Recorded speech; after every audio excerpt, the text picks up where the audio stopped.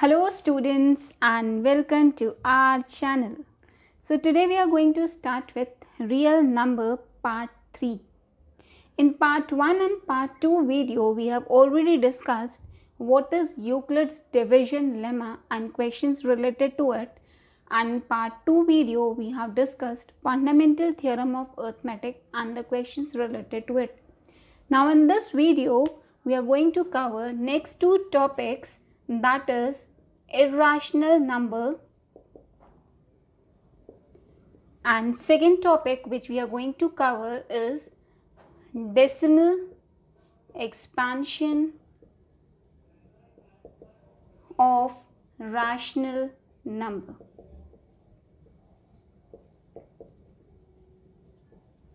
See, what are irrational numbers? Irrational numbers are those numbers which cannot be expressed in the form of p by q. And second definition of irrational number is that these are non-terminating, non-recurring decimal expansion. So if any number which cannot be expressed in the form of p by q and it may be non-terminating and non-recurring decimal expansion it has, so we call it as irrational number. Like for example, I have root 2. If we calculate its value in calculator, it comes up to be 1.414 and so on. So this is what non-terminating, non-recurring decimal expansion. Similarly, root 3, 1.732 and so on. This is again non-terminating, non-recurring decimal expansion. So these are called what? Irrational numbers. Now in this topic today we have to prove that root 2 is irrational number. Now here we have to prove that root 2 is irrational. Now if root 2 is irrational, we'll prove it. A contradictory method will opt for it.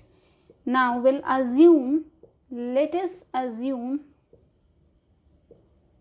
root 2 be rational. Now if I have supposed root 2 to be rational, that means it can be expressed in the form of p by q. It will be what? Root 2. And one condition is there, that p and q are what? Co-prime numbers. Co-prime numbers are those numbers who have common factor only as 1. So on squaring, if I'll do over here, I'll get p square by q square equals 2. So p square is what? 2q square. So therefore I can write p square is divisible by 2. Now if p square is divisible by 2, this implies that p is also divisible by 2. If p is divisible by 2, so p is equals to, I can write what? 2k, because it is divisible by 2. Now if I put this value in this equation number 1, p equals 2k, so I'll get what? 2k square equals 2q square. So 4k square will be 2q square, thus 2 into 1 2 and 2 2s are 4. This implies that q square is what? 2k square. That means again I can write q square is divisible by 2. That means this implies that q is divisible by 2.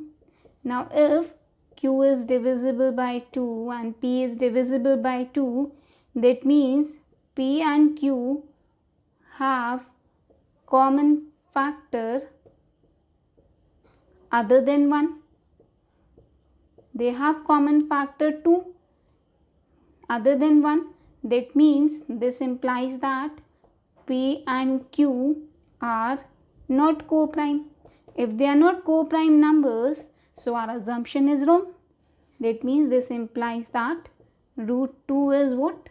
Irrational number. So now next type of question which comes is prove that 5 root 3 is irrational. So we'll again prove it by the same method, that is we'll prove it by contradictory method. Let us assume 5 root 3 is what? Rational number. Now if 5 root 3 is rational number, so we'll take their two integers, that is p by q, which are co-primes, is equals to 5 root 3. Now 5 will come to this side, p by 5q is equals to what? Root 3. Now since p, 5, q, these are what? These are integers. Now if they are integers, this implies that p by 5q is rational. We have supposed p by 5q is rational, so this implies that root 3 is also rational number. Now, but this contradicts the fact which we have already proved, but this contradicts the fact that root 3 is irrational. So therefore our supposition is wrong.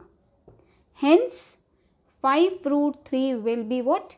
Irrational. So we have to write this statement over here, and hence proved. Now see, in similar manner, next question is prove that 7 minus root 3 is irrational. So again, let us assume 7 minus root 3 is what? Rational.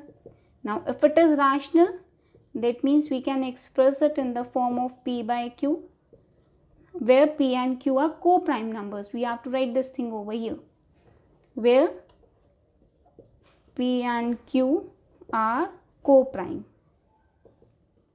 Now, so what can we do over here? We'll shift root 3 to this side, thus it will come 7 minus p by q. Now again, since 7, p, q, these are integers, that means this implies that 7 minus p by q is what? Rational. And if it is rational, so this implies that root 3 is also rational number. Again same, but this contradicts to the fact that root 3 is irrational, because we know that root 3 is irrational. So our supposition is wrong. Hence 7 minus root 3 will be irrational number. This is how we have to prove that certain number is irrational number. Method will be same in all the cases. Now the next concept is decimal expansion of rational numbers. See, sometimes they give us question like 13 by 3125. This is a number. B, they have given 17 by 8. Next question, like they have given to us 15 by 600, and in similar manner fourth question 29 by 343. Now they say, without actually performing long division method, state whether the following numbers have terminating or non-terminating decimal expansion. So these all are what? Rational numbers. So their decimal expansion is basically of two types. The one is terminating decimal expansion, and other one is non-terminating repeating decimal expansion. Non-terminating repeating decimal expansion. See, terminating, if in denominator, we know rational numbers are those numbers which can be expressed in the form of p by q, where q can be represented in the form of 2 की power m or 5 की power n, or the product of 2 की power m into 5 की power n. So that expansion is known as terminating decimal expansion. And if a rational number whose denominator, that is q, cannot be expressed in the form of 2 की power n into 5 की power n, is known as non-terminating repeating decimal expansion.